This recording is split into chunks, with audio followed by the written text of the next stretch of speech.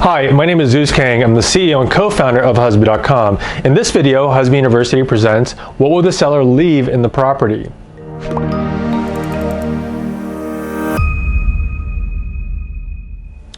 A list of what will be left in the house is called inclusions. As a general rule of thumb, inclusions are items that are not permanently installed as a part of the house.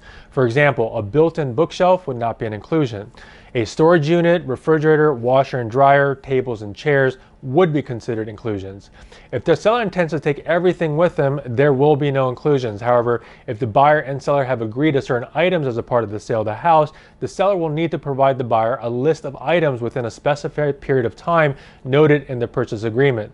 This sets out what the seller intends to remove and what they are prepared to include in the sale of the home. In some instances, the seller may offer additional items for sale for the buyer to consider. If this happens, the seller will need to create a separate addendum to specify the terms of the agreement. Both parties will need to agree and sign to make the agreement official. If not, the escrow officer will not be able to honor any request at closing based on hearsay.